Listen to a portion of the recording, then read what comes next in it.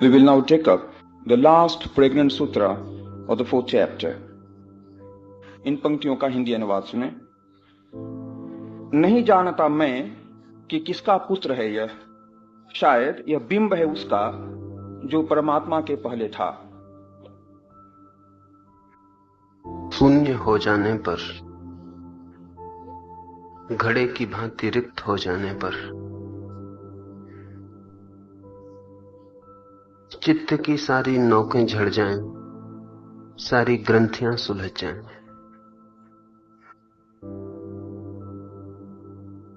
व्यक्ति स्वयं को पूरा उघाड़ ले और जान ले, फिर भी जो आधारभूत है, आत्यंतिक है, अल्टीमेट है, वो अनजाना ही रह जाता है, वो रहस्य में ही छिपा रह जाता है। इस अंतिम सूत्र में लाओस से उसकी तरफ इशारा करता है और कहता है, नहीं जानता मैं किसका पुत्र है यह। ये जो सब जान लेने पर भी अनजाना ही रह जाता है, ये जो सब उघड़ जाने पर भी अनउघड़ा ही रह जाता है, ये जो सब आवरण हट जाने पर भी आवृत ही रह जाता है, ढका हुआ ही रह जाता है। ज्ञान भी जिसके रहस्य को नष्ट नहीं कर पाता। ये कौन है? नहीं जानता मैं किसका पुत्र है ये किससे जन्मा, कहां से आया, कौन से मूल स्रोत से इसका उद्गम है। शायद यह बिंब है उसका जो कि परमात्मा के भी पहले था। ये जो शून्य उद्घाटित होता है, ये जो रहस्य साक्षात होता है, ये शायद बिंब है उसका जो कि परमात्मा के भी पहले था। बहुत सी बातें इस सूत्र में समझने जैसी हैं। पहली तो बात, लाओस से कहता है, नहीं जानता मैं।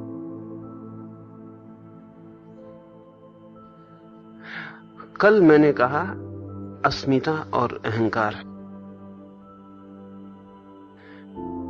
अहंकार जब तक है तब तक ज्ञान का उदय नहीं होता। अहंकार जब तक है तब तक अज्ञान ही होता है।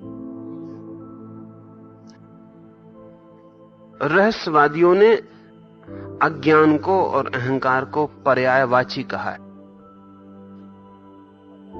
To be egocentric and to be ignorant are the same. ये दो बातें नहीं है। अहंकार केंद्रित होना और अज्ञानी होना एक ही बात है। अज्ञान और अहंकार एक ही स्थिति के दो नाम हैं। अहंकार जब गिर जाता है, अज्ञान जब गिर जाता है, तब अस्मिता का बोध शुरू होता है। अस्मिता और ज्ञान एक ही बात है। जैसा मैंने कहा अहंकार और अज्ञान एक ही बात है, ऐसा अस्मिता और ज्ञान एक ही बात है। अहंकार के साथ होता है बाहर अज्ञान, अस्मिता के साथ होता है बाहर ज्ञान। अस्मि का अर्थ होता है जस्ट टू बी, अस्मिता का अर्थ होगा जस्ट टू बी नेस, बस होना मात्र, विशेषण रहित, आकार रहित, मात्र होना, शुद्ध अस्तित्व। ये जो अस्मिता रह जाएगी, इसके साथ होगा ज्ञान। यहां जब लाओस से कहता है नहीं जानता मैं, तो ये मैं अस्मिता का सूचक है। अहंकार तो मिट गया। अब कोई ऐसा भाव नहीं रहा कि मैं जगत का केंद्र हूं। अब ऐसा कोई भाव नहीं रहा कि जगत मेरे लिए है। अब ऐसा भी कोई भाव नहीं रहा कि मैं बचूं ही। ये सब भाव चले गए, फिर भी मैं हूं। इस मैं में सारे के सारे रहस्य खुल गए लेकिन इस मैं को भी कोई पता नहीं कि ये जो शून्य है ये कहां से जन्मता है। अज्ञान को तो कोई पता ही नहीं है कि जगत कहां से जन्मता है, ज्ञान को भी कोई पता नहीं है कि जगत कहां से जन्मता है। अज्ञान तो बता ही ना सकेगा कि जीवन का रहस्य कहां से उद्भूत होता है, कहां है वो गंगोत्री जहां से अस्तित्व की गंगा निकलती है। अज्ञान तो बता ही ना सकेगा, ज्ञान भी नहीं बता सकता है। लाओस से यहां जो कह रहा है नहीं जानता हूं मैं, वो ये कह रहा है कि सब जान के भी, स्वयं को सब भांति पहचान के भी अब कोई ग्रंथियां ना रही, अब कोई अंधकार ना रहा, प्रकाश पूरा है, फिर भी मैं नहीं जानता कि ये जो शून्य है, ये जो उद्घाटित हुआ मेरे आंखों के सामने, ये कौन है, ये शून्य कहां से आता है, इसका क्या यात्रा पथ है, ये क्यों है। इस ज्ञान से भरी अस्मिता को भी कोई पता नहीं। लाओत्से का मैं, ज्ञानी का मैं, उसे भी पता नहीं। अज्ञानी के मैं को तो कुछ भी पता नहीं, ज्ञानी के मैं को भी कुछ पता नहीं। ये फासला ख्याल में ले लेने की जरूरत है, और इसके पार नहीं जाया जा सकता। अस्मिता तक जाया जा सकता है। जहां अस्मिता भी खो जाती है,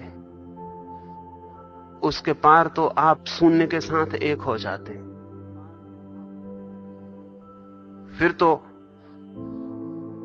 फिर तो शून्य को अलग से खड़े होकर जानने का कोई उपाय नहीं रह जाता। सागर के तट पर खड़ा है वो अज्ञानी है, सागर में कूद पड़ा, सागर में डूब गया, वो ज्ञानी है, लेकिन अभी भी सागर से पृथक है, सागर ही हो गया, वो फिर ज्ञान के भी पार चला गया। लेकिन अज्ञानी नहीं जान पाता क्योंकि वो तट पर खड़ा है, सागर से दूर है। ज्ञानी सागर में डूबा है बिल्कुल, फिर भी नहीं जान पाता क्योंकि सागर में डूबकर भी सागर से एक नहीं हो गया। ज्ञानी के भी पार जो दशा है, वहां तो सागर के साथ एक हो गया, लेकिन तब जानने वाला नहीं बचता कोई। जानने वाला सबसे ज्यादा होता है अज्ञान में, इतना ज्यादा होता है, द नोअर इतना घना होता है कि जो नोन है, जिसे जानना है, वो होता ही नहीं। The knower is too much,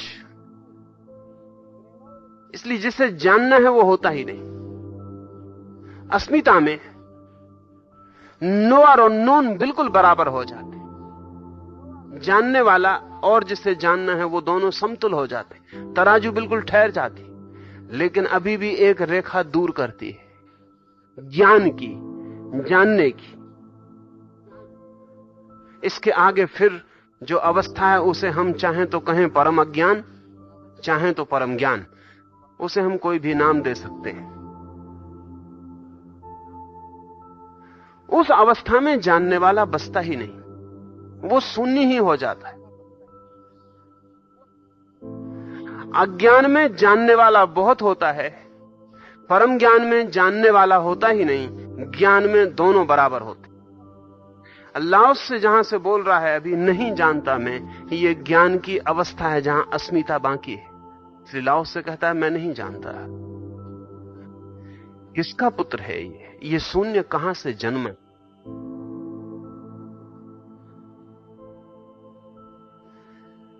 शायद ये बिंब है उसका जो कि परमात्मा के भी पहले था।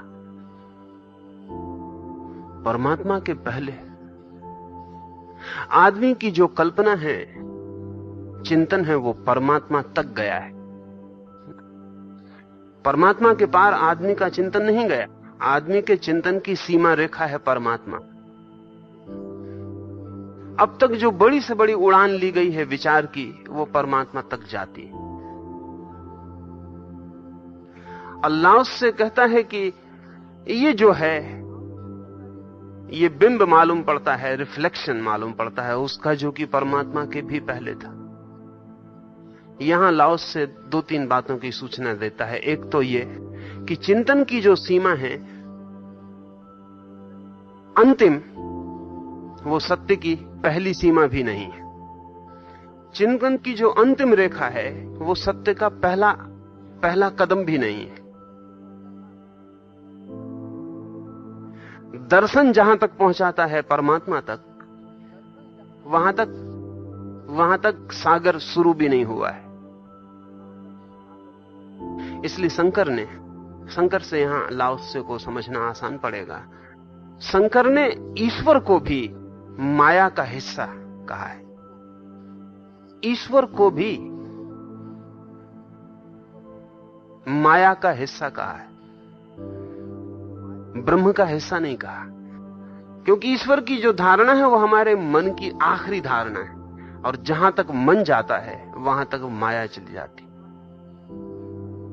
माया का अर्थ है मन का ही फैलाव।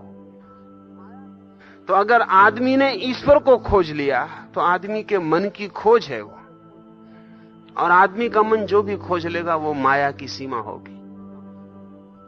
इसलिए शंकर ने बहुत हिम्मत की बात कही कि ईश्वर भी माया का ही हिस्सा है। ब्रह्म तो माया के भी पार, ईश्वर के भी पार।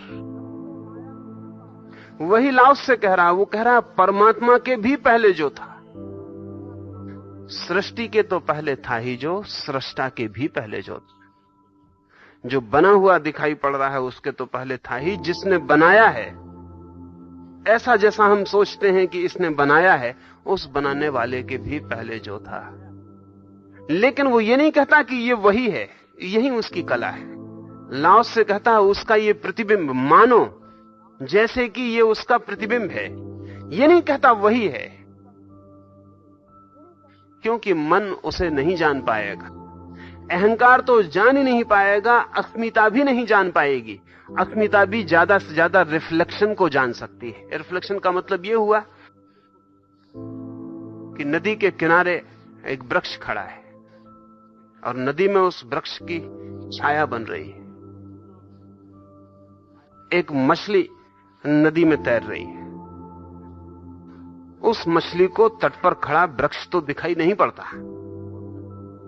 लेकिन पानी में बनने वाला प्रतिबिंब दिखाई पड़ता है।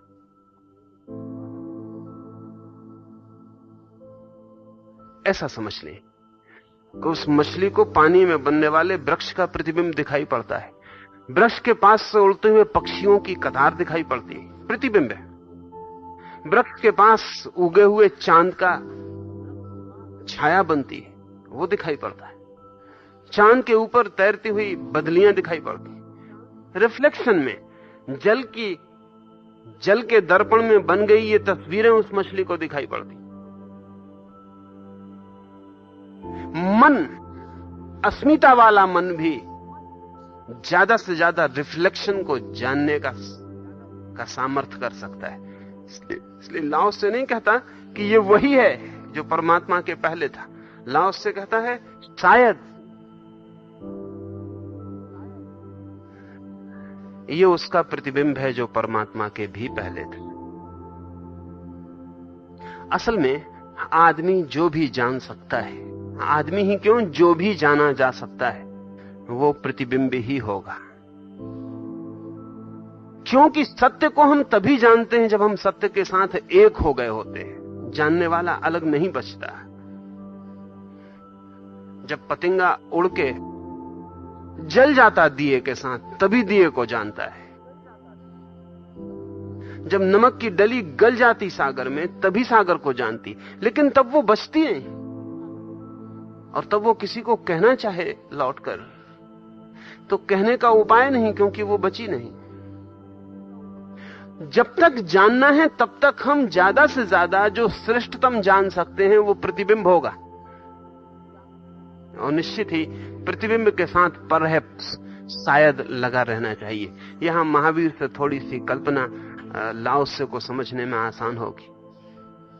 महावीर ने परहैप्स का जितना उपयोग किया है इस पृथ्वी पर दूसरे आदमी ने नहीं किया है।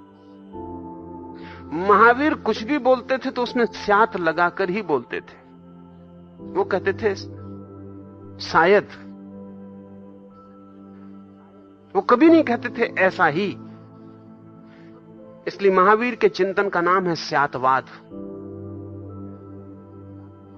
Perhaps ism. महावीर से कुछ भी पूछेगा तो वो कहेंगे परहैप्स, शायद। जो बिल्कुल सुनिश्चित तथ्य है, महावीर जिसे बहुत निश्चित रूप से जानते हैं, उसको भी वो कहेंगे स्यात। क्यों? अगर महावीर को ठीक ठीक पता है, अगर बिल्कुल सही पता है, तो उन्हें साफ कहना चाहिए ऐसा ही है। लेकिन महावीर कहते हैं जब भी कोई ऐसा दावा करता है ऐसा ही है, तभी असत्य हो जाता है। महावीर कहते हैं मन इतना ही कर सकता है, ऐसा भी है, ऐसा ही है, ऐसा नहीं, ऐसा भी हो सकता है। जब हम कहते हैं ऐसा ही है, तो हम और सारे सत्य की संभावनाओं को नष्ट कर देते हैं। दावा हमारा पूर्ण हो जाता है और अंधा हो जाता है। जब हम कहते हैं कि ऐसा भी हो सकता है, तो इसके विपरीत भी होने की हम संभावनाओं को कायम रखते हैं। और अगर चित्त में बनने वाली सारी स्थितियां प्रतिबिंब हैं, इसे और एक तरह से समझ लें तो और आसानी पड़ जाएगी, तो फिर शायद बहुत स्पष्ट हो जाएगा। मैं आपको दिखाई पड़ रहा हूं। आपको कभी ख्याल ना आया होगा कि आपने मुझे कभी भी नहीं देखा है, और ना देखने का कोई उपाय है। आप सिर्फ मेरे प्रतिबिंब को देखते हैं। आपकी आंख पर बनती है मेरी तस्वीर, और उस तस्वीर की खबर पहुंचती है आपके मस्तिष्क को। आप जो देखते हैं वो आपकी आंख पर बनी हुई तस्वीर है। मुझे आप नहीं देखते। मुझे देखने का कोई उपाय नहीं, क्योंकि बिना आंख के आप मुझे नहीं देख सकते। और आंख का मतलब यह है कि प्रतिबिंब बनाने वाली व्यवस्था, वो बाहर जो है उसका रिफ्लेक्शन बना देती, उसका प्रतिबिंब बना देती, और पीछे जो मन है उस प्रतिबिंब को देखता है। जब आप मुझे सुनते हैं तो जो मैं बोल रहा हूं वो आप नहीं सुनते। उस बोलने की जो भनक आपके कानों में पड़ती है, उस भनक को आप सुनते हैं। आपके और मेरे बीच में आपका कान रिफ्लेक्शन का काम करता है। जब मैं आपका हाथ छूता हूं तब भी मेरा हाथ आपको छू रहा है, ऐसा आप कभी नहीं जानते। जब मैं आपका हाथ छूता हूं तो आपकी चमड़ी पर स्पर्श बनता है, और उस स्पर्श को आप जानते हैं। आपके और मेरे बीच में एक पर्दा सदा ही खड़ा रहता है। इसलिए इमैनुअल कांट, जर्मनी के एक बहुत अद्भुत विचारक, ने इस आधार पर यह कहा कि वस्तु जैसी स्वयं में है, थिंग इन इटसेल्फ, वो अननोएबल, वो जानी नहीं जा सकती। कोई वस्तु जैसी अपने में है नहीं जानी जा सकती, हम सिर्फ उसके प्रतिबिंब ही जानते हैं। और अगर हम प्रतिबिंब ही जानते हैं तो ध्यान रहे, जो हम जानते हैं उसमें हमारी प्रतिबिंब बनाने की क्षमता सम्मिलित हो जाती। इसलिए पीलिया का एक मरीज वहां पीला रंग देख सकता है जहां पीला रंग नहीं है। कलर ब्लाइंड आदमी होते, उन्हें कोई रंग नहीं दिखाई पड़ता, तो नहीं दिखाई पड़ता। थोड़े नहीं, काफी लोग होते हैं, 10 में करीब करीब एक आदमी किसी न किसी कलर के मामले में थोड़ा ब्लाइंड होता है। 10 में एक। हम यहां अगर 100 आदमी हैं, दिन में कम से कम 10 आदमी ठीक से जांच पड़ताल की जाए तो किसी न किसी छोटे मोटे रंग के प्रति अंधे होंगे। बनटसा 60 साल की उम्र तक उसे पता ही नहीं था कि उसे पीला रंग दिखाई नहीं पड़ता।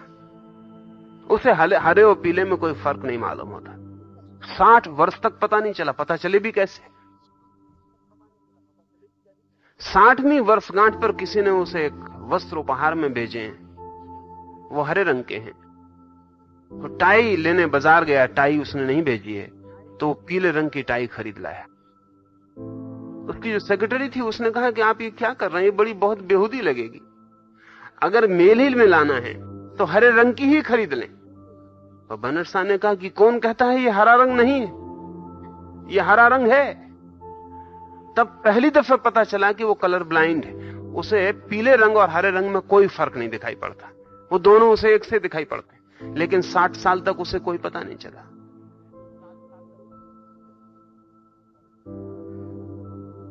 तो जो हमें दिखाई पड़ता है उसमें हमारे देखने की क्षमता सम्मिलित हो जाती है। अब एक मछली पानी में तैर रही और अगर पानी नीले रंग का है तो जो चांद उसको प्रतिबिंब पानी में बना हुआ दिखाई पड़ेगा वो नीले रंग का दिखाई पड़ेगा, और कोई उसके पास जानने का उपाय नहीं है कि जिस चांद का ये प्रतिबिंब है वो नीला नहीं होगा।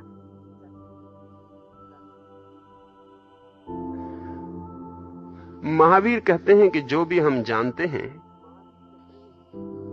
हमें निरंतर ही उसमें स्यात लगा के बोलना चाहिए। उससे इस बात की खबर मिलती है कि हम सत्य के पूर्ण होने का दावा नहीं करते, सिर्फ प्रतिबिंब होने का दावा करते हैं। हम कहते हैं कि ऐसा मुझे दिखाई पड़ता है, ऐसा है, ऐसा हम नहीं कहते, ऐसा मुझे दिखाई पड़ता है। ये गलत भी हो सकता है, इससे भिन्न भी हो सकता है, इससे विपरीत दिखाई पड़ने वाले में भी सत्य हो सकता है। अल्लाह से कहता है शायद ये जो शून्य प्रकट हुआ है ये प्रतिफलन है उसका, प्रतिबिंब है उसका, वो जो परमात्मा के भी पहले था, जहां से परमात्मा भी पैदा हुआ होगा। ताओइस्ट परंपरा में ओरिजिनल फेस के बाबत बहुत काम हुआ है। साधक से कहा जाता है कि तुम्हारा मूल चेहरा क्या है, व्हाट्स योर ओरिजिनल फेस, उसका पता लगाओ। आप कहेंगे कि मेरा जो चेहरा है वही मेरा ओरिजिनल फेस, लेकिन अगर आप अपने 10 साल के चित्र उठा के देखें तो आपको पता चल जाएगा कि आपका चेहरा 10 दफे बदल गया।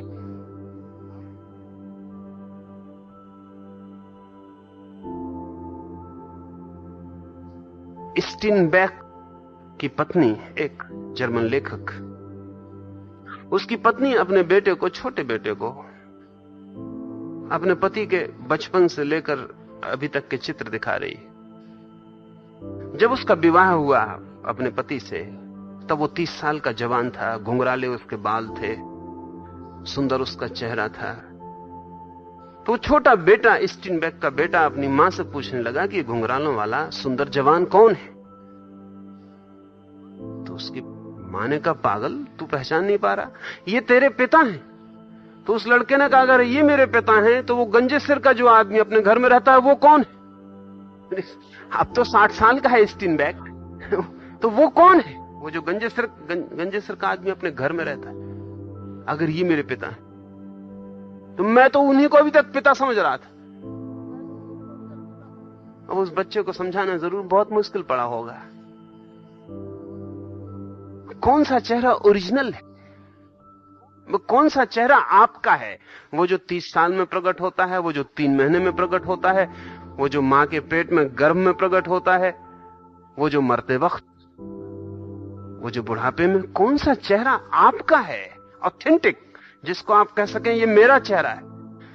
ताओ परंपरा में साधक को वे कहते हैं ध्यान करो और पता लगाओ तुम्हारा मूल चेहरा क्या है। साधक थोड़े दिन में परेशान हो जाते हैं और आके गुरु को पूछते हैं कि मूल से मतलब क्या? तो वो कहते हैं कि जब तुम नहीं पैदा हुए थे तब तुम्हारा जो चेहरा था उसका पता लगाओ, या जब तुम मर जाओगे और तब तुम्हारा जो चेहरा होगा उसका पता लगाओ। प्रकट होने के पहले भी जो तुम्हारे साथ था, अब प्रकट हो जाने पर भी जो तुम्हारे साथ होगा वही ऑथेंटिक। बाकी तो बीच के वस्त्र हैं जो लिए गए, दिए गए, ओढ़े गए, अलग किए गए। अल्लाह उससे कहता है परमात्मा के भी पहले जो था वही ओरिजिनल फेस है सत्य का, जो परमात्मा के भी पहले है। जब कुछ भी न था प्रकट, सब अप्रगट था। उपनिषदों ने या वेद ने 3 अवस्थाएं मानी हैं। अस्तित्व की। एक अवस्था जब अस्तित्व मैनिफेस्टेशन में अभिव्यक्त हुआ, फूल खिल रहे हैं, पक्षी उड़ रहे हैं, लोग जमीन पर हैं, तारे हैं, सूरज है, जगत है, अभिव्यक्त, प्रकट होता जा रहा है, फैलता जा रहा है। दूसरी अवस्था उपनिषद कहते हैं प्रलय की, जब जगत सिकुड़ रहा है, नष्ट हो रहा है, फूल झड़ गए, पक्षी मर गए, वाणियां खो गईं, तारे फीके पड़ गए, सूरज बुझ गए, सब सिकुड़ रहा है। एक जब अस्तित्व सृजन हो रहा है, युवा हो रहा है, और एक जब अस्तित्व बूढ़ा हो रहा है, समाप्त हो रहा है। तो सृजन और प्रलय जैसे कि श्वास बाहर जाए और भीतर आए, भीतर आए और बाहर जाए, ऐसा हिंदू तत्व चिंतन ने कहा है कि अस्तित्व का सृजन परमात्मा की भीतर आती श्वास है, और अस्तित्व का विनाश परमात्मा की बाहर जाती श्वास, आउट गोइंग ब्रेथ। और ब्रह्मा की एक श्वास, वो मैथोलॉजी है पर समझने जैसी, ब्रह्मा की एक श्वास सृजन है और दूसरी श्वास प्रलय है। लेकिन इन दोनों के पार भी कोई अवस्था है जब न श्वास भीतर आती और न बाहर जाती, वो तीसरी अवस्था है। न प्रलय है न सृष्टि है, कुछ तो ऐसा होना ही चाहिए जो प्रलय में नष्ट होता है, सृजन में बनता है और दोनों के पार है। वो ओरिजिनल फेस, वो मूल चेहरा होगा। लाओस से कहता है परमात्मा के भी पहले जो था उसका प्रतिबिंब, लेकिन बहुत लाओस से की अभिव्यक्ति इतनी कदम कदम विचारणीय है कि वो ये नहीं कहता कि वही, वो कहता प्रतिबिंब। क्योंकि जहां देखने वाला है, जहां बोलने वाला है, जहां मैं हूं, अहंकार नहीं अस्मिता ही भले, जहां मैं हूं वहां प्रतिबिंब ही होगा। पर इतना क्या कम, सत्य हमें दर्पण में भी दिखाई पड़ जाए, सत्य हमें दर्पण में भी दिखाई पड़ जाए, इतना भी क्या कम है।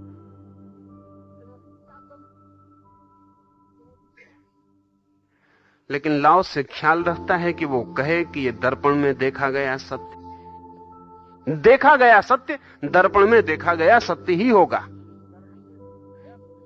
और दूसरी बात वो कहता है शायद ये अनाग्रह की बात है। ये बहुत विचारणीय है कि जितना ज्यादा असत्य हमारे मन पर होता है उतने हमारे वक्तव्य आग्रहपूर्ण होते हैं। जितना अहंकार होता है वक्तव्य में उतना आग्रह होता है। हमारे जो विवाद जगत में चलते हैं वो विवाद सत्य के लिए नहीं होते, आग्रह के लिए होते। जब मैं कहता हूं कि यही ठीक है तो असली सवाल यह नहीं होता कि यही ठीक है या नहीं, असली सवाल यह होता है कि मैं ठीक हूं और तुम गलत हो। जो विवाद है कभी प्रकट ऐसा नहीं मालूम पड़ता कि मैं ठीक हूं और तुम गलत हो। विवाद ऐसा मालूम पड़ता है कि सत्य के लिए चल रहा है। पीछे अगर गौर करेंगे तो हर सत्य, तथाकथित सत्य के पीछे मैं खड़ा रहता। मेरा सत्य ठीक होना चाहिए क्योंकि मेरे सत्य के ठीक होते मैं ठीक होता हूं, मेरे सत्य के गलत होते मैं गलत हो जाता हूं, और मैं ठीक हूं।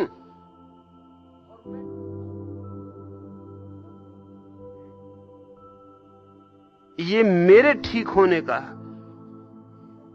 जो आग्रह है वो अहंकार के साथ ही विलीन हो जाता है। इसलिए जहां जहां अस्मिता से सत्य पैदा हुए हैं, जैसे बुद्ध या महावीर या कृष्ण या क्राइस्ट या मोहम्मद या लाओस से, ये सब अस्मिता से निकले हुए वक्तव्य हैं, अहंकार से निकले हुए नहीं। ये सब अनाग्रहपूर्ण है, बड़ा अनाग्रह है। कह देने पर जैसे इति है, कोई माने, कोई राजी किया जाए, कोई न माने तो उसे मनवाया जाए, ऐसा कोई भाव नहीं है। जिसे बात कह दी और समाप्त हो गई है।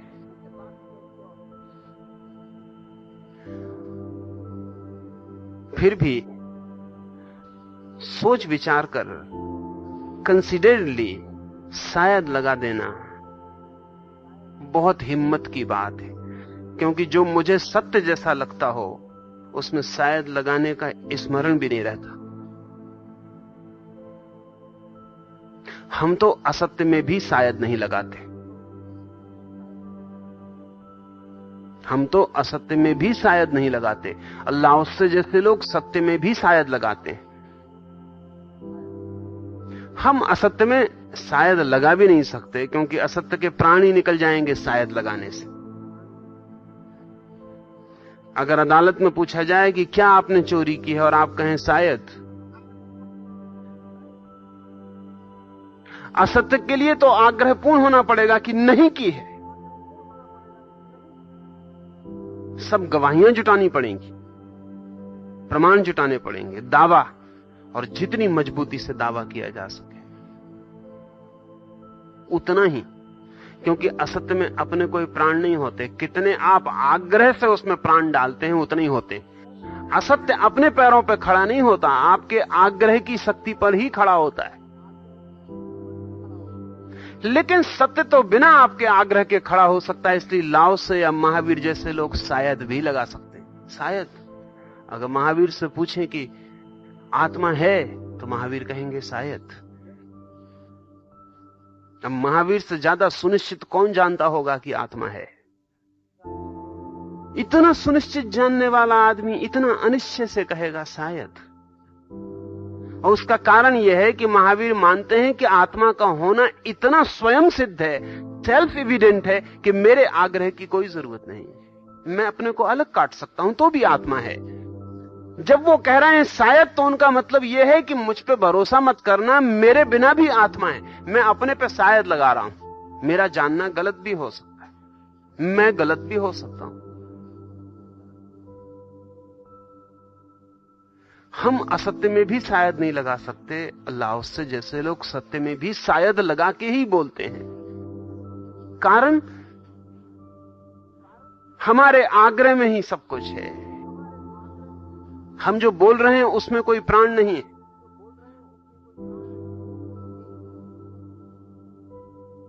एक बड़े वकील डॉक्टर हरि सिंह गौर ने, जिन्होंने वकालत से इतना पैसा कमाया कि हिंदुस्तान में शायद ही किसी आदमी ने कमाया, सागर विश्वविद्यालय उनकी वकालत से कमाए गए पैसे से खड़ा हो। उन्होंने अपने संस्मरण में लिखा है कि जब मैं अपने गुरु को छोड़ने लगा, जिनसे मैंने वकालत की शिक्षा पाई और कला सीखी, तो उन्होंने मुझसे आखिरी जो मुझे सलाह दी वो ये थी कि यदि सत्य तुम्हारे पक्ष में हो, then hammer on the facts. अगर अदालत में सत्य तुम्हारे पक्ष में हो तो हथौड़े की चोट पर, तथ्यों पर जोर चोट करो। अगर सत्य तुम्हारे पक्ष में ना हो, then hammer on the laws. अगर सत्य तुम्हारे पक्ष में ना हो तो कानून पर हथौड़ी की चोट करो। और डॉक्टर हरि सिंह ने लिखा, मैंने उनसे पूछा कि न सत्य का पता हो, न तथ्य का पता हो, और न कानून साफ साफ समझ में आ रहा हो, तो उसके गुरु ने कहा, then hammer on the table. तब जोर से टेबल पे घूंसेबाजी करो, लेकिन घूंसेबाजी करो। हैमरिंग असली चीज है। तुमने कितने जोर से हिला दिया अदालत को, उतना ही पता लगेगा कि तुम जो कह रहे हो वो सत्य है। ये बिल्कुल नॉन हैमरिंग लोग हैं। लाओस से, महावीर, ये हथौड़ी लेके चोट नहीं करते कि यही सत्य है। ये जो बिल्कुल सत्य है उसको भी कहते हैं ये भी हो सकता है। इनसे विपरीत आदमी आके कह दे तो उसको भी सुनते हैं और कहते हैं ये भी हो सकता है। महावीर ने सत्य को वक्तव्य देने की जो प्रक्रिया की है तैयार, उसमें 7 से आती, एक नहीं। इसलिए महावीर का वक्तव्य बहुत जटिल हो जाता। छोटा सा वक्तव्य महावीर को देना हो तो वो 7 वचनों में देंगे। अगर आपने पूछा कि ये घड़ा है तो महावीर कहेंगे स्यात है, परहैप्स इट इज। घड़ा आप कहेंगे सामने रखा हुआ है, लेकिन महावीर कहते हैं कि कोई ये भी कह सकता है कि ये मिट्टी है, घड़ा नहीं है, तो झगड़ा क्या करोगे? तो महावीर कहेंगे कि एक वक्तव्य तो मैं ये देता हूं कि शायद घड़ा है, दूसरा वक्तव्य तत्काल देता हूं ताकि कोई भूल चूक ना हो जाए कि शायद घड़ा नहीं है, मिट्टी है।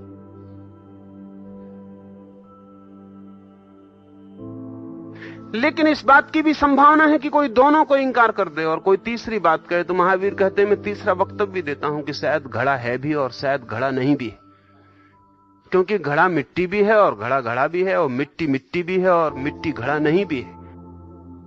तो मैं तीसरा वक्तव्य भी देता हूं। और महावीर कहते थे लेकिन और भी अगर कोई वक्तव्य देने वाला हो तो वो ये भी कह सकता है कि जिस चीज के मामले में साफ नहीं कि ये घड़ा है कि मिट्टी है कि दोनों है कि दोनों नहीं है, जिस चीज के मामले में बहुत साफ नहीं तो कहना चाहिए अनिर्वचनीय है। तो महावीर कहते मैं चौथा वक्तव्य भी देता हूं कि शायद जो है वो अनिर्वचनीय नहीं कहा जा सकता।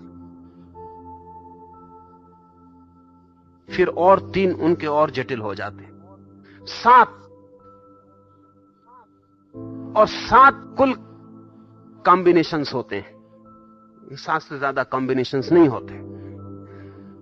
एक चीज के संबंध में ज्यादा से ज्यादा 7 वक्तव्य हो सकते हैं, इसलिए महावीर ने पूरे 7 दे दिए।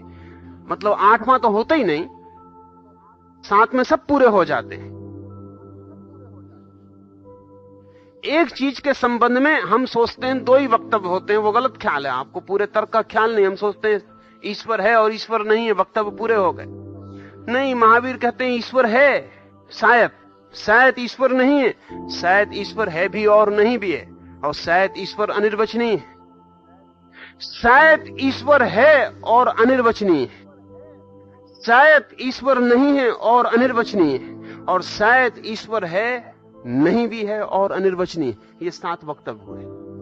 और महावीर कहते हैं कि 7 पर लॉजिक पूरा हो जाता है, 8वां वक्तव्य नहीं होता। लॉजिकली 8वां वक्तव्य संभव नहीं है। जितना कहा जा सकता है वो 7 में पूरा हो जाता है। इसलिए महावीर का जो न्याय है वो सप्तभंगी न्याय है, 7 फोल्ड लॉजिक।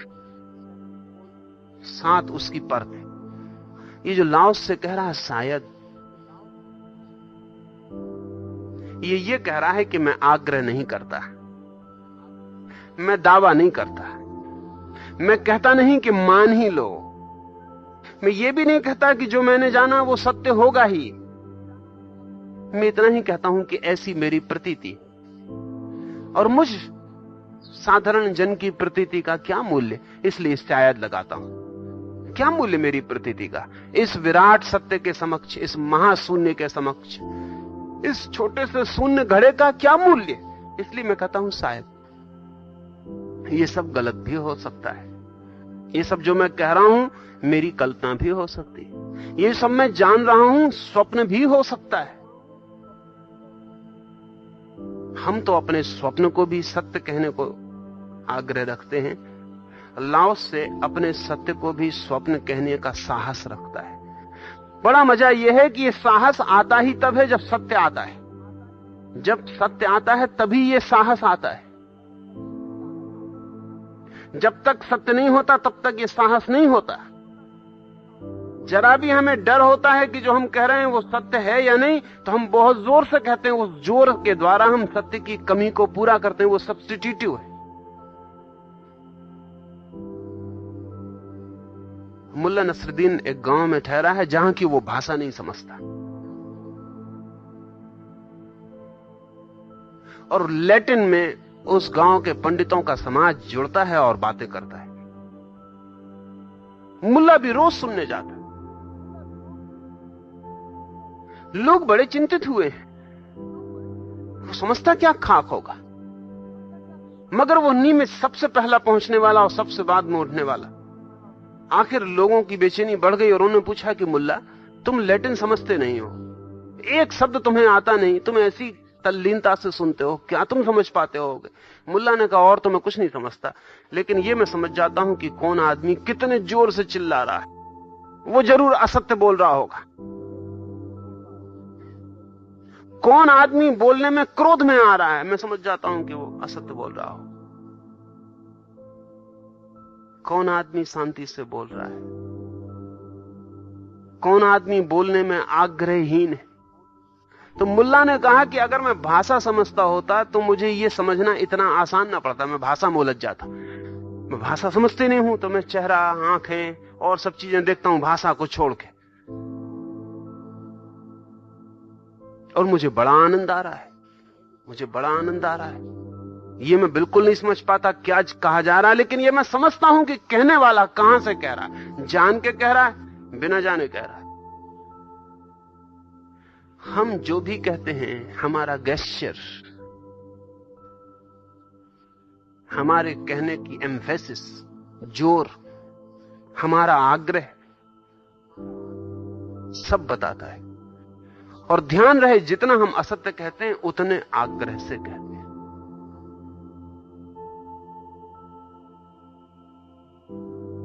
जितना सत्य कहते हैं उतना आग्रह शून्य हो जाता है। सत्य अपने आप में पर्याप्त है, मेरे आग्रह की कोई भी जरूरत नहीं है, मेरे बिना भी वो खड़ा हो सकता है। एक यहूदी विचारक है सादेह,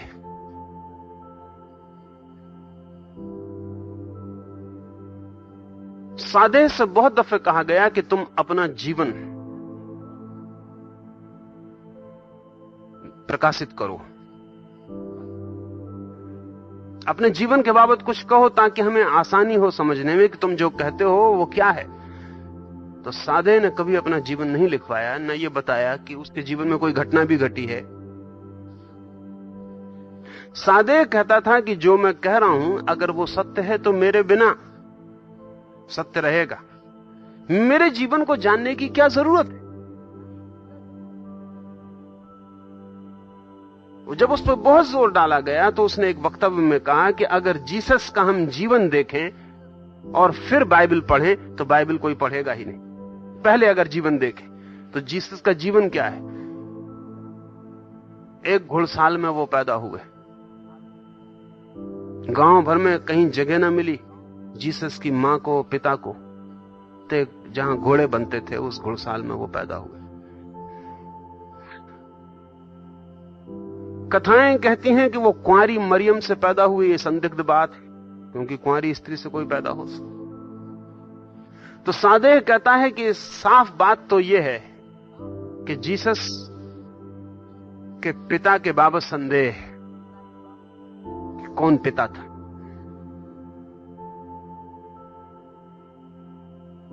किस स्कूल में पढ़े इसका कुछ पता नहीं, पढ़े इसका भी पता नहीं।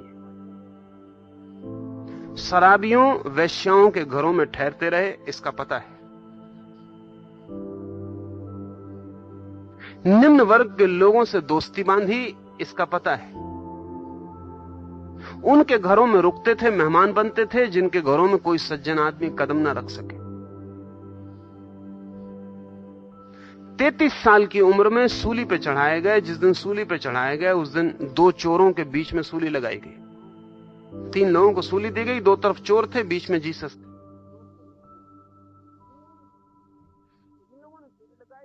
जिन लोगों ने सूली लगाई उन लोगों ने यह समझ के कि या तो यह आदमी पागल है या शरारती है, सूली लगाई। जिसके बाप का पता नहीं, जिसकी शिक्षा का कोई हिसाब नहीं, जिसके खून का कुछ पक्का नहीं कि वो किस कुलीन घर से आता है कि नहीं आता, घुड़साल में जो पैदा हुआ हो, वैश्याओं के घर में टिका हो, शराबखोरों के बीच में रहा हो, जुआड़ियों के घर में रात सोता हो, और 33 साल की उम्र में जिस आदमियों को 2 चोरों के बीच में फांसी की सजा लगा दी जाए, क्या इसका ये जीवन जान के कोई बाइबल पढ़ने को राजी होगा? और ये जीवन जान के क्या बाइबल पढ़ने जैसी लगेगी? नहीं लगेगी। वो तो हम पहले उल्टा करते हैं, पहले बाइबल पढ़ लेते हैं तो फिर इस जीवन में दिक्कत नहीं मालूम पड़ती। अगर इसको ही पढ़ के ये इंट्रोडक्शन में लिखा हो, फिर किसी से कहा जाए पढ़ो आगे इस महापुरुष के वचन संग्रहित, फिर कोई नहीं पढ़ेगा। तो सादे ने कहा कि मेरे जीवन को छोड़ो, इससे क्या फर्क पड़ता है कि सादे सिगरेट पीता है कि नहीं पीता, कि सादे शराब पीता है कि नहीं पीता। जो सादे कहता है अगर वो सच है तो सादे की सिगरेट पीना उसके सच को झूठ न कर पाएगी, और सादे जो कहता है वो अगर झूठ है तो अगर सिर्फ शुद्ध पानी ही पीता हो और कुछ न पीता हो तो भी वो सच ना हो पाएगा। तो उसने कहा मुझे छोड़ो, मेरे बीच में आने की कोई जरूरत नहीं है, जो कहा है उसे सीधा देख लो। ये शायद स्वयं को हटाने की प्रक्रिया है। ये शायद लगा कि यह आदमी ये कह रहा है कि मुझे अब छोड़ा जा सकता है, मैं कोई आग्रह नहीं करता, इसलिए विवाद में मैं नहीं हूं, ये सीधा सत्य रख देता हूं सामने, मैं हट जाता हूं। जब मैं कहता हूं यही सत्य है तो मैं विवाद में खड़ा रहूंगा, क्योंकि अगर किसी ने कहा नहीं है तो ये जुम्मा मुझ पर होगा कि मैं सिद्ध करूं कि है। मैं कहता हूं शायद ये सत्य है, मैं विवाद से बाहर हो गया, अब ये सत्य अकेला रहेगा। ये अगर राजी कर ले तो काफी है, और अगर न राजी कर पाए, अगर सत्य ही राजी न कर पाए तो फिर और कौन राजी कर पाएगा। इसलिए लाओस जैसे लोग शायद से उस सत्य को कहते हैं जो उनके लिए पूरी तरह, जिसके लिए वो पूरी तरह आश्वस्त हैं। ये बड़ी उल्टी बात है। झूठ बोलने वाले शायद से कभी शुरू नहीं करते, सत्य बोलने वाले अक्सर शायद से शुरू करते हैं। झूठ बोलने वाले बहुत आग्रहपूर्ण होते हैं, सत्य बोलने वाले का कोई आग्रह नहीं होता।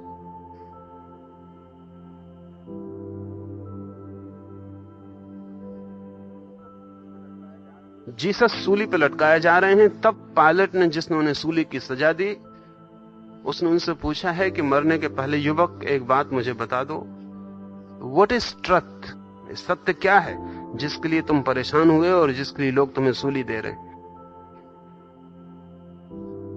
जीसस ने कोई जवाब नहीं दिया, चुप रह गए।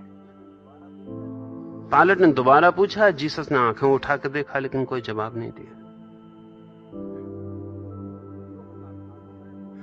2000 साल हो गए, 2000 साल में नहीं तो 2000 लोगों ने सवाल उठाया होगा कि जीसस को अगर पता था तो पायलट को कहना चाहिए था, या कि जीसस को पता नहीं था। पायलट ने क्या सोचा होगा, इस युवक को पता है?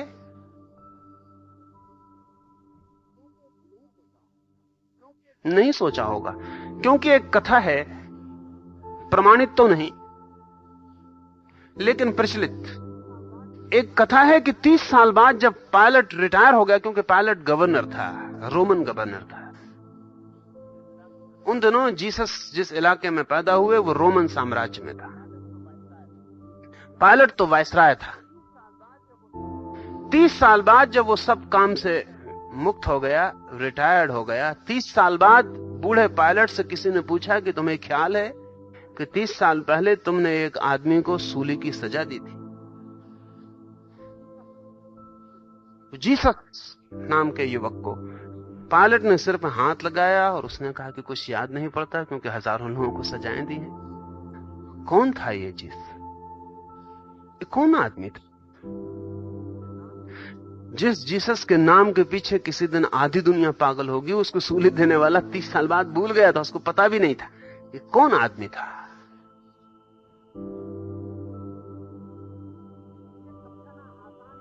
तो ये समझाना आसान है कि पायलट ने समझा होगा, इसको क्या पता, कुछ पता नहीं है, छोकरा है, दिमाग खराब हो गया, फिजूल की बातें कहता रहा, मुश्किल में पड़ गया।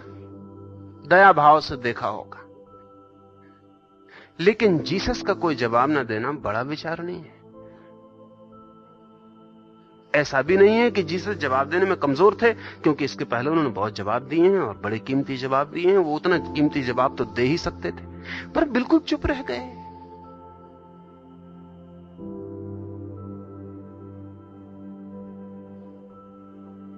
थोड़ा सा तो ये तो मौका भी था, ये तो बहुत बड़ा मौका था कि अगर जीसस का जवाब पायलट को जच जाए तो शायद अभी सूली भी बच जाए। इस मौके पर तो जवाब देना ही था, सब कुछ बदल सकता था। अगर पायलट को समझ में आ जाए कि जीसस ठीक कहते हैं तो मुक्त हो सकते थे। शायद इसीलिए जीसस ने जवाब नहीं दिया, क्योंकि सत्य की ओट में अपने को बचाने की कोई संभावना उचित नहीं। कहीं इस कारण ही बात ना बदल जाए, नहीं तो सदा लोग यही कहेंगे कि जीसस ने जवाब दिया, पायलट को समझा लिया, सूली से बच गए। क्योंकि जीसस से सड़क पर लोग रोक कर पूछ लेते थे, ये जवाब देता था। आधी रात में लोग जवाब लेने आ जाते थे और जवाब देता था। इसने कभी जवाब देने से मना नहीं किया। ये पहला ही मौका है कि सूली पर इससे पूछा गया सत्य क्या है, और यही तो इसकी जिंदगी भर की देशना थी कि सत्य क्या है। ये तो उसे बोल ही देना था, कुछ तो बोल ही देना था। ये चुप रह जाना बहुत हैरानी का है। लेकिन जो लोग जीसस को समझ सकते हैं, जो जीसस को भीतर से समझ सकते हैं, वो कहेंगे इस मौके पे जीसस का चुप रह जाना केवल इसी कारण से है कि इस वक्त कुछ भी सत्य के लिए बोलना व्यक्ति को बचाने की बात होती, उसमें आग्रह हो जाता। वो सत्य अनाग्रह नहीं हो सकता था। उसमें ऐसा हो जाता कि शायद मैं अपने को बचा लूं इसकी ओट में, इसलिए वो चुप रह गए।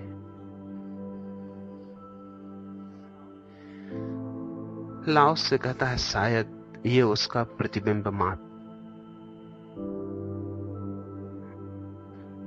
प्रतिबिंब कहने में बड़ी बड़ी दूरदृष्टि है।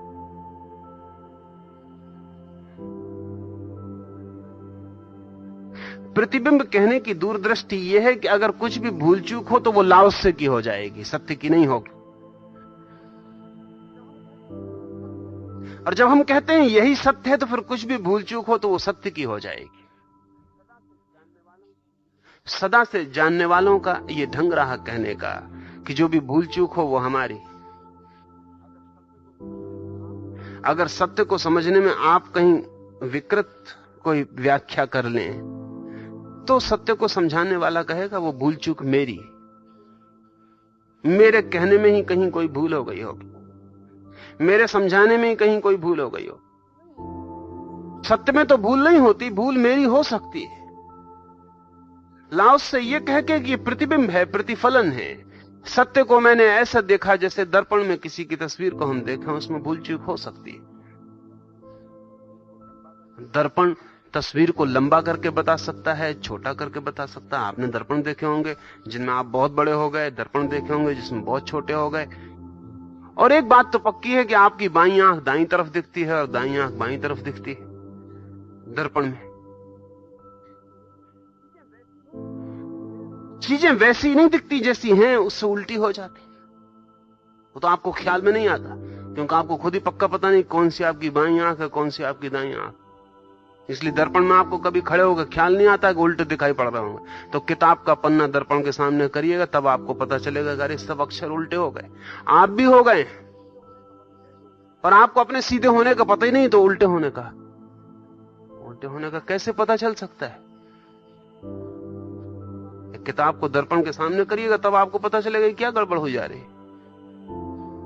तो सब अक्षर उल्टे हो गए, आप भी इतने ही उल्टे हो जाते। अभी एक लोगों के चेहरों पर काम करने वाले वैज्ञानिक ने खोजबीन की है, और सही है बहुत दूर तक, कि आपके चेहरे के दोनों हिस्से एक जैसे नहीं होते। अगर आपकी नाक की बिल्कुल सीध में रेखा खींच के दो हिस्से कर दिए जाएं, उस वैज्ञानिक ने जो प्रयोग किए हैं वो ये हैं कि आपकी एक तस्वीर लेगा, उसको ठीक बीच से काट के दो टुकड़े कर देगा। आपकी एक दूसरी तस्वीर लेगा, ठीक वैसी पहली जैसी, उसको भी काट के दो टुकड़े कर देगा। फिर इसका बायां टुकड़ा उसके बाएं टुकड़े से जोड़ देगा, इसका दाएं टुकड़ा उसके दाएं टुकड़े से जोड़ देगा। और आप हैरान होंगे कि दो अलग आदमियों की तस्वीरें बन जाएंगी, एक आदमी की नहीं। क्योंकि आपका आधा हिस्सा बिल्कुल अलग होता है, दूसरा आधा हिस्सा बिल्कुल अलग होता है। अगर आपके इस आधे हिस्से को इस आधे हिस्से से अलग कर दिया जाए और इसी जैसा आधा हिस्सा इसमें जोड़ दिया जाए, तो बिल्कुल दूसरे आदमी की शक्ल बनती है। और अगर ये दोनों की शक्लें आपके पास रख दी जाए तो आप कभी ना कहेंगे कि ये एक ही आदमी का चेहरा है, आप कहेंगे ये दो आदमी हैं।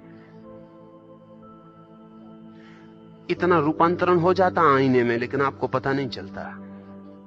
लेकिन प्रतिबिंब कहने का अर्थ यह है कि सत्य जिस माध्यम में प्रतिफलित होगा वो माध्यम बहुत कुछ कर जाएगा, उसकी जिम्मेवारी सत्य की नहीं है। लेकिन हम माध्यम में ही सत्य को जान सकते हैं।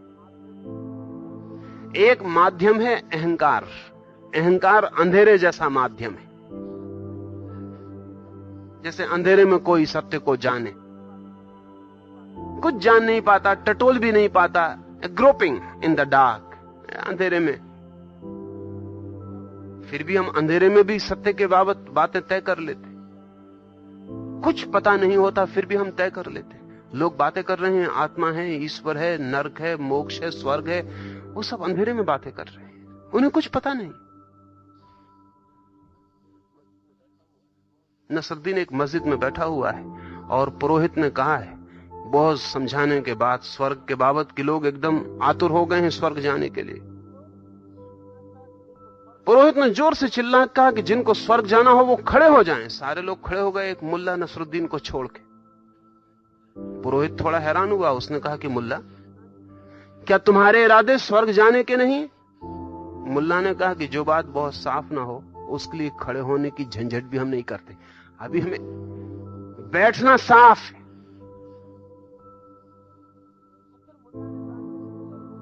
और फिर मुल्ला ने कहा कि जिस स्वर्ग में खड़े होकर जाना पड़े हम न जाएंगे।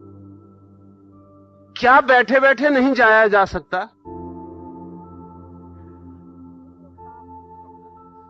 एक तो साफ नहीं पक्का कि कहां जा रहे हैं, कोई है जगह जाने की कि नहीं है जाने, अकारण खड़े हो गए हैं ये लोग। और मुल्ला ने कहा कि देखता हूं कि अगर ये खड़े होने वाले पहुंच गए तो मैं बैठा बैठा पहुंच जाऊंगा, मैं कौन जाता है देखते हैं।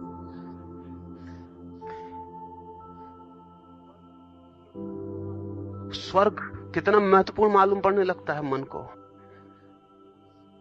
मोक्ष की बड़ी आकांक्षा होने लगती है, सत्य को पाने की बड़े वासनाएं जगने लगती।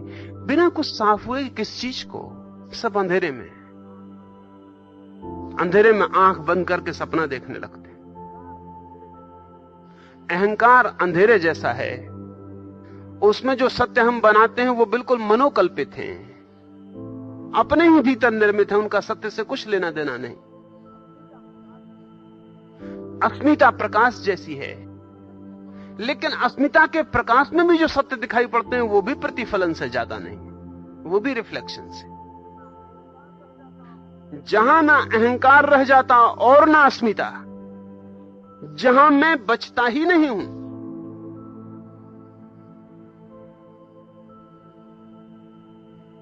वहीं वो जाना जाता है जो प्रतिबिंब नहीं, स्वयं है, लेकिन तब कहने वाला नहीं होता। लाओस से आखिरी सीमा से कह रहा है, सीमांत से, आखिरी सीमा से, जहां अस्मिता भी खो जाएगी, जहां अहंकार खो गया, अब जहां मैं का आखिरी शुद्धतम रूप बचा है वो भी बुझ जाएगा। वहां से वो कह रहा है, नहीं जानता मैं कहां से जन्मा ये सब, कौन है इसका जन्मदाता, किसका है ये पुत्र। शायद ये प्रतिबिंब है उसका जो कि परमात्मा के भी पहले था। ये आखिरी वक्तव्य हैं जो सीमाओं पे दिए जाते हैं, सीमांत वक्तव्य। इसके पार आदमी खो जाता है। फिजिकली भी लाओस से के बाबत सच है कि इस किताब को लिखने के बाद लाओस से खो गया, फिजिकली भी। मैं तो मेटाफिजिकली कह रहा हूं कि सीमांत के बाद आदमी खो जाता है, लेकिन लाओस से के तो फिर शरीर का भी पता नहीं चला इस किताब लिखने के बाद। लाओस से कहां गया, लाओस से बचा कि मरा, किसी खाई खड्ड में गिरा, लाओस से की कब्र कहां, लाओस से को किसने दफनाया, वो किस क्षण, किस घड़ी, किस वर्ष में समाप्त हुआ, इस पृथ्वी को छोड़ा, फिर कुछ भी पता नहीं। ये किताब आखिरी और ये किताब पहली।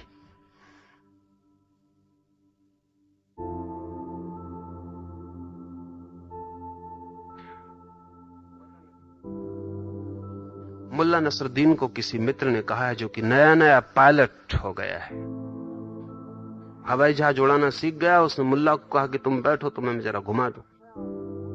मुल्ला को उसने घुमाया और जब वापस उतारा तो मुल्ला ने कहा, thank you for your 2 trips. तुम्हारी 2 ट्रिप्स के लिए धन्यवाद। उसने कहा कि 2? एक ही थी। मुल्ला ने कहा माई फर्स्ट एंड लास्ट। उसने कहा 2, मेरी पहली और आखिरी। नमस्कार।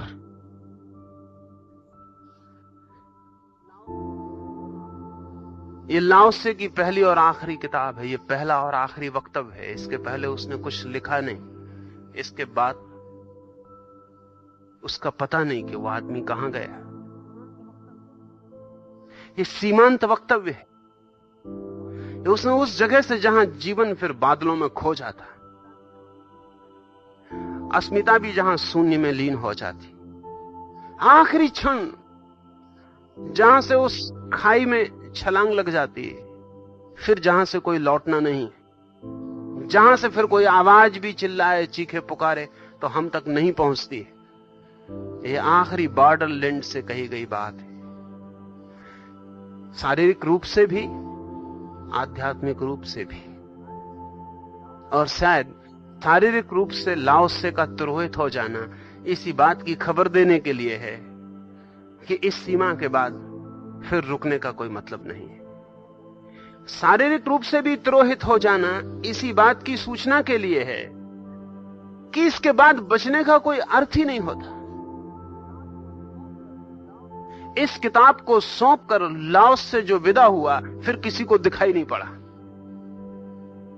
मैंने आपको कहा था ये चीन की सीमा पर एक चुंगी चौकी पर बैठकर लिखी गई किताब है। आखिरी सीमा पर चुंगी चौकी के अफसर को 3 दिन में यह किताब लिख के सौंप के लाओस से जो बाहर गया, वो चुंगी चौकी का ऑफिसर जब तक किताब देख रहा था कि क्या लिखा है, बड़ी किताब नहीं है, ये बहुत छोटी सी किताब है, 3 दिन में ही लिखी है। जब तक वो इस किताब के पन्ने उल्टा रहा था और बाहर लौट के आके उसने पूछा कि कहां गया वो आदमी, किसी ने कोई बता नहीं सका कि किसी ने उसको देखा भी कमरे से निकलते हुए। जो 2-4 लोग थे उन्होंने कहा हमें पता नहीं कौन कमरे से बाहर निकला, कौन कहां गया। चरण चिन्ह खोजे गए, वो कहीं मिले नहीं। आदमी दौड़ाए गए कि वो कहां गया। लाओस से बहुत अद्भुत किताब रख गया है, लिख के इस आदमी को पकड़ो, पर इस आदमी का फिर कोई पता नहीं लग सका। चीन के सम्राट ने बड़ी खोजबीन करवाई कि लाओस से का कुछ पता लगे, क्योंकि वो जो दे गया है हमें पता ही नहीं था। यह आदमी 80 साल तक वहां था, हमें पता ही नहीं था, क्योंकि हम आदमी को नहीं पहचानते, हम शब्दों को पहचानते हैं। फिर इसकी बहुत खोजबीन की गई, लेकिन इस आदमी का कोई पता न लगा। शायद वो इसी सूचना के लिए, क्योंकि ऐसे जो व्यक्ति हैं वे कहते हैं, जो सिर्फ कहते ही नहीं, वैसा अपने जीवन, अपने व्यक्तित्व से भी इशारा कर देते हैं। इसका तिरोहित हो जाना इस बात की खबर है कि अस्मिता भी जहां से शून्य हो जाती है, वहां दिए गए वक्तव्य, और वहां भी वो कह रहा है प्रतिबिंब से ज्यादा नहीं। काश हम पहचान पाएं कि क्या स्वप्न है, तो आसान हो जाता है पहचानना कि सत्य क्या है। काश हम पहचान पाएं कि क्या प्रतिबिंब है, तो आसान हो जाता है पहचानना कि मूल क्या है। लेकिन हम अगर प्रतिबिंब को ही सत्य समझें और स्वप्न को ही यथार्थ समझें, तो फिर पहचानना बहुत मुश्किल हो जाता। लेकिन हम तो ऐसे गहरे स्वप्न में खोए होते हैं, ऐसे गहरे प्रतिबिंबों में खोए होते हैं कि हमें तथ्यों का ही पता नहीं होता, सत्यों की तो बात बहुत दूर है। आज दोपहर एक मित्र आए थे, वो एक रूसी पद्धति है फिल्म डायरेक्शन की, उसके विशेषज्ञ।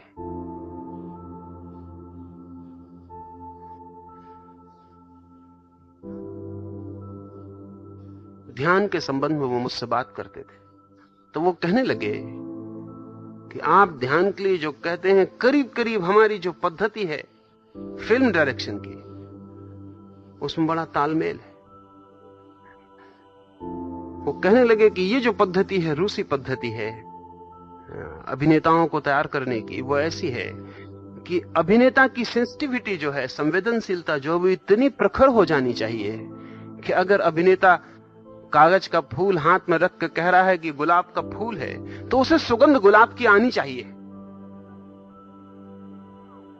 अगर उसे सुगंध साथ में ना आ जाए, अगर वो इतना तल्लीन ना हो जाए कि इस कागज के फूल से उसे गुलाब की सुगंध ना आने लगे, तो उसके चेहरे पे वो भाव नहीं आ सकते जो कि गुलाब के पास आने चाहिए।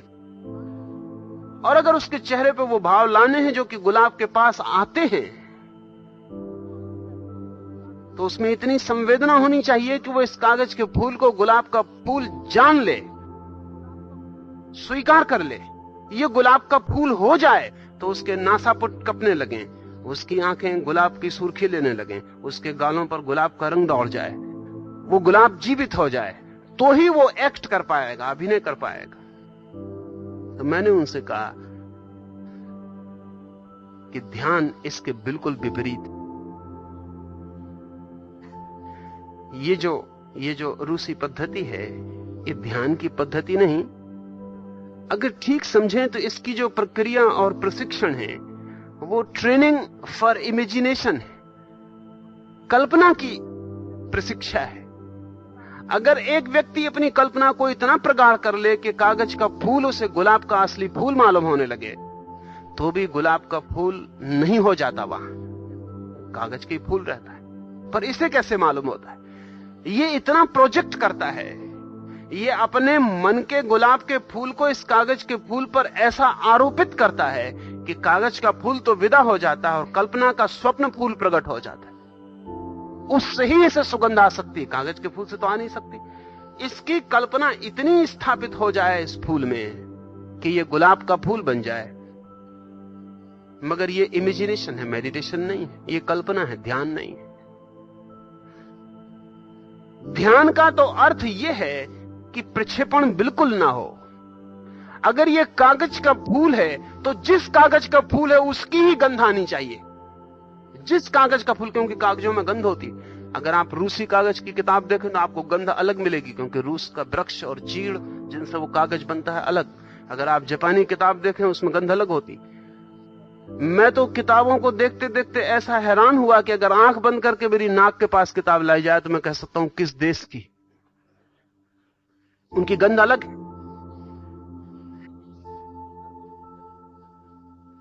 क्योंकि हर मुल्क की लकड़ी की गंध अलग है, जिससे वो बनते हैं कागज, वो सबके भिन्न। तो कागज का फूल किस कागज का बना है, इसकी गंध अगर आ जाए तो मैं कहूंगा वो आदमी ध्यान में। तथ्य को वैसा ही जान लेना जैसा वो है, उसमें कुछ अपनी तरफ से ना जोड़ना। लेकिन हम सब जोड़ते हैं, ये कोई अभिनेता ही जोड़ता है ऐसा नहीं, हम सब जोड़ते हैं। हम सब वो देखते हैं जो नहीं है। हम सब कागज के फूलों में गुलाब के फूल देखने में कुशल हैं, हम सब। जब कोई व्यक्ति किसी के प्रेम में पड़ जाता है तो जो देखता है वो है नहीं कहीं। जब कोई व्यक्ति किसी की घृणा में पड़ जाता है, जो देखता है वो है नहीं कहीं। और तथस्थ तो हम में से कोई कभी होता नहीं। कुछ न कुछ में हम पड़े होते हैं, या तो प्रेम में या घृणा में, या तो इधर या उधर हम कोई पक्ष लिए होते हैं। इसलिए तो ये दुर्घटना घटती है कि जितने बड़े प्रेम से विवाह हो उतने ही जल्दी असफल हो जाता है। उसका कारण है क्योंकि इतना बड़ा गुलाब का फूल देखा जाता है, फिर वो पाया नहीं जाता। भारतीय विवाह कभी असफल नहीं हो सकता, क्योंकि हम कोई कल्पना नहीं करते, हम कोई प्रेम ही नहीं करते। हम तो कागज के फूल से शुरू करते हैं। अब इससे ज्यादा और क्या होगा, इससे बदतर क्या होने वाला है? इससे बदतर कुछ हो नहीं सकता। प्रेम का अर्थ है रूमानी आंख। वो कुछ ऐसी चीजें देख लेती जो कहीं भी नहीं है। फिर धीरे धीरे जो नहीं है उसके साथ जैसे जैसे रहिएगा वो विदा होता जाए।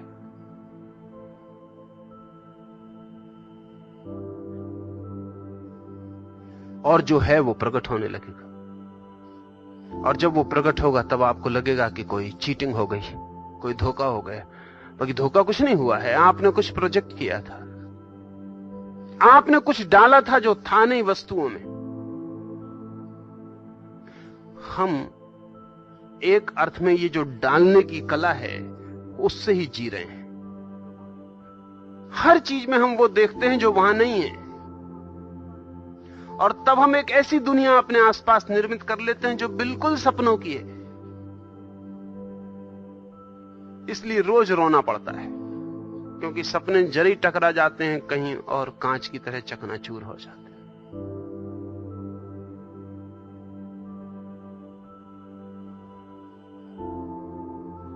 मुल्ला नसरुद्दीन घर आ रहा है बहुत से कांच के सामान लेके। कुछ ख्याल में थे, सब गिर पड़ा, चकनाचूर हो गए, रास्ते पे टुकड़े बिखर गए। मुल्ला खड़े होकर देख रहा है उनको। भीड़ लग गई, लोग भी सकते में हैं कि वो कुछ बोल भी नहीं रहा, कुछ कहता भी नहीं, सब चीजें टूट फूट के पड़ी। फिर मुल्ला ने ऊपर नजर उठाई और उसने कहा, व्हाट इज द मैटर? क्यों यहां खड़े हो यू इडियट्स? यहां किस लिए खड़े हो? Have not you seen any fool before? मुल्ला ने कहा, क्या तुमने किसी मूर्ख को पहले नहीं देखा? हम एक मूर्ख हैं कि हम ये सब चीजें तोड़ के खड़े। आप किस लिए खड़े? क्या तुमने कोई मूर्ख पहले नहीं देखा?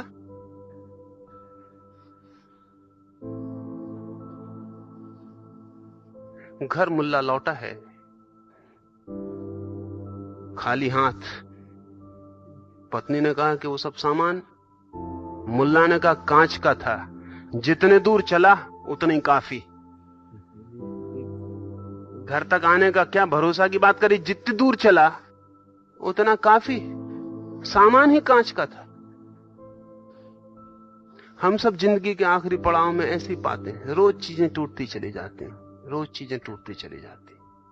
आज एक टूटती है, कल दूसरी टूटती है, परसों तीसरी टूटती है। फिर भी हमें ख्याल नहीं आता कि जो सामान हम लेके चल रहे हैं वो कांच का है। सपने, प्रोजेक्शंस, ख्याल, वो टूटते हैं। रोज घर बनाते हैं ताश के पत्तों के, बिखर जाते हैं, जरा सा हवा का झोंका। और कैसे अजीब है हम लोग के हवा के झोंके पे नाराज होते और परमात्मा से प्रार्थना करते हैं कि औरों के महलों पे चलाओ ये हवाएं, कम से कम हमारे महल को तो बचाओ। कितनी प्रार्थना कर रहे हैं, लेकिन कोई प्रार्थना कागज के बनाए गए मकानों को नहीं बचा सकती, कोई परमात्मा नहीं बचा सकता। नावें बना लेते हैं कागज की और यात्रा पर निकल जाते हैं अनंत सागर की खोज में। हैरानी ये नहीं है कि आप कभी पहुंचते नहीं, हैरानी ये कि 2-4 कदम भी आपकी नाव चल जाती। मिरेकल। वही तो मुल्ला ने कहा कि इतनी दूर चला, इट इज इनफ।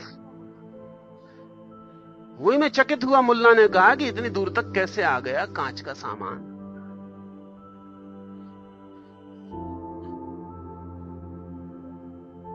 लाओस से कह रहा है कि सत्य की प्रतीति उसे जो हो रही वो भी एक स्वप्न है। That two is a dream. वो भी स्वप्न में देखा गया। वो भी वो नहीं कह रहा कि सत्य है, वो कह रहा है कि जब तक मैं बचा हूं, थोड़ा सा भी मैं बचा हूं, तो मैं स्वप्न देख ही लूंगा। मेरा होना स्वप्न के देखने की क्षमता है। मैं बचा हूं तो मैं प्रतिबिंब बना लूंगा, मैं उसे न देख पाऊंगा जो है, क्योंकि जो है उसे देखते हालत वही होती है जो पतंगे की होती है। दौड़ता है और लौ में जल जाता है और नष्ट हो जाता है, लौ ही हो जाता है।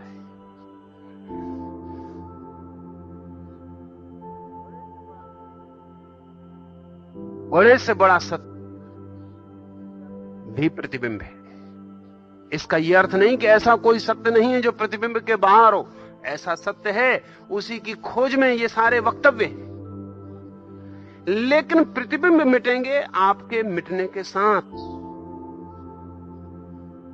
ऐसा समझे, एक फिल्म चल रही है पर्दे पर,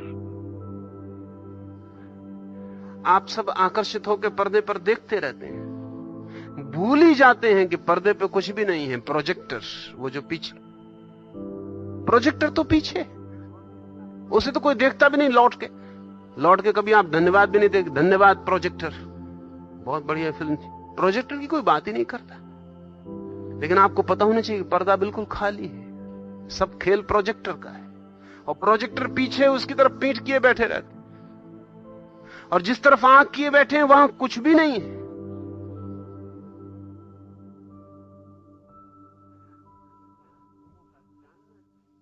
लाओस से जैसे लोगों का जानना है कि वो जो हमारा अहंकार है, अस्मिता है, वो जो हमारा मैं है, कितना ही शुद्ध, वो प्रोजेक्टर है। वो ड्रीम्स पैदा करता है, वो स्वप्न पैदा करता है, वो चीजों को वैसा दिखा देता है जैसा हम देखना चाहते हैं। लेकिन ये तो बहुत दूर की बात है। मैं देखता हूं कोई ध्यान करे, कोई 2 दिन ध्यान करता है, वो आके कहता है कि क्या ख्याल है आपके, मुझको लाल रंग दिखाई पड़ रहा है। ये ठीक है ना, गति तो ठीक हो रही, इनको लाल रंग दिखाई पड़ रहा है, गति ठीक हो रही, कि मुझे एक सफेद बिंदु दिखाई पड़ रहा है प्रकाश का। उपलब्धि बड़ी है कि छोटी, कि मुझे जरा रीढ़ में थोड़ी सी सरसराहट मालूम पड़ती है, कुंडलनी जाग रही कि नहीं। रोज 2 घंटे एक आदमी बैठ जाता है आंख बंद करके, उसमें भी कई दफे बीच बीच में खोल के देख लेता है।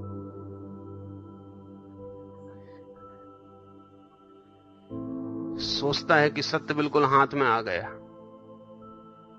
क्योंकि रीढ़ में थोड़ी सी सरसराहट। और एक लाओस से वो कह रहा है कि शून्य सामने खड़ा है, सब खो गया, फिर भी ये नहीं कहता कि ये सत्य है, कहता है प्रतिबिंब है। शायद जो परमात्मा के भी पहले था उसका प्रतिफलन है, सिर्फ एक उसकी छवि, एक छाया है। ये इतना ही आर्डुअस है मार्ग, इतना ही तपश्चर्यापूर्ण है, इतने ही सजग होने की बात है। मन लुभाने की बहुत बातें करता है। वो कहता है जरा सा कुछ चिंदी मिल जाए तो ऐसा लगता है कि पूरी कपड़े की मिल हाथ लग गई।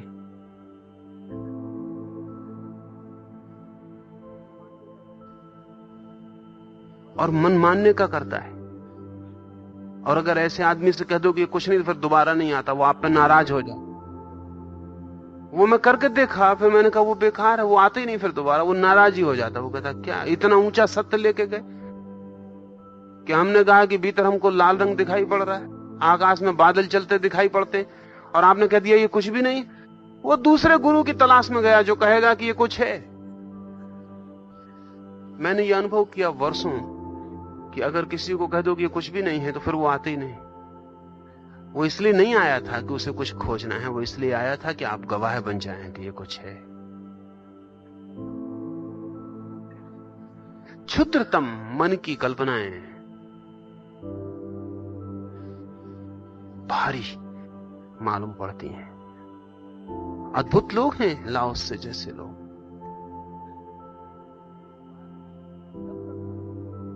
बुद्ध ने कहा है जब तक मुझे कुछ भी दिखाई पड़ता रहेगा तब तक मैं मानूंगा कि अभी सत्य तक नहीं पहुंचा। जब तक कुछ भी दिखाई पड़ता रहेगा तब तक मैं मानूंगा अभी तक मैं सत्य तक नहीं पहुंचा। जहां तक दृश्य होगा वहां तक नहीं ठहरूंगा।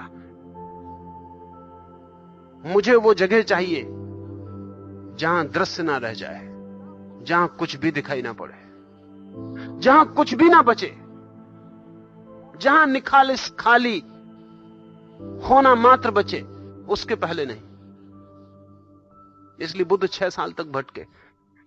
जिस गुरु के पास जाते कोई गुरु उनको प्रकाश का दर्शन करा देता। बुद्ध कहते हो गया प्रकाश का दर्शन, लेकिन अब इसके आगे, तब और आगे क्या है? प्रकाश का दर्शन हो गया, बहुत हो गया। पर बुद्ध कहते प्रकाश का दर्शन हो गया लेकिन कुछ भी तो नहीं हुआ। हुआ क्या? ठीक है प्रकाश का दर्शन हो गया, अब मैं तो वहीं के वहीं खड़ा हूं। तो गुरु उनको हाथ जोड़ने लगे, उनसे कहने लगे अब तुम किसी और के पास जाओ, हम जो जानते थे वो हमने करवा दिया, 6 साल बुद्ध एक एक गुरु जो बिहार में उपलब्ध था उस वक्त उसके पास गए, जो उसने कहा वो किया, करके बताया कि ये हो गया। अभी कोई सत्य तो दिखाई नहीं पड़ता। हरे पीले लाल रंग दिखाई पड़ने से कोई सत्य दिखाई पड़ जाएगा? कि आपके भीतर एक दिए की ज्योति दिखाई पड़ने लगी तो आप समझे। और लोग मुझे पत्र लिखते हैं कि नदी नाले दिखाई पड़ रहे हैं, पहाड़ दिखाई पड़ रहे हैं, प्रगति ठीक हो रही है। अब नदी नालों पहाड़ों ने आपका क्या बिगाड़ा है? और सत्य से उनका क्या लेना देना है? लेकिन वो जो हमारे भीतर छिपे हुए कल्पना के जाल हैं, वो प्रोजेक्टर का काम करना शुरू कर देते हैं। जब आप खाली बैठते हैं, खाली बैठे नहीं कि वो मन जो दिन रात ताने बाने बुनता रहता, वो शुरू कर देता है। वो शुरू कर देता है अपना बनाव, वो अपना बनाव शुरू कर देता है। किसी को जरा संगीत में रुचि है तो उन्हें कुछ गीत की कड़ियां दोहरने लगती हैं, किन्हीं को अगर रंगों में थोड़ा रस है तो रंग फैलने लगते हैं। वो सब शुरू हो जाता है। लाओ त्से की हिम्मत देखने जैसी है। आखिरी क्षण में भी वो कहता है प्रतिबिंब ही होगा ये, क्योंकि अभी मैं बाकी हूं।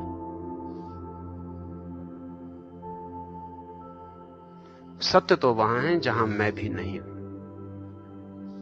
ये सूत्र इस अध्याय के पूरे हो जाते हैं। कल की बैठक आपके जो भी सवाल हों, इन 6 दिनों में लाओ त्से ने जो बातें कही हैं उनके संबंध में जो भी सवाल हों, वो सभी अपने सवाल लिख लाएं या सोच लाएं। कल सवालों पर बात करें।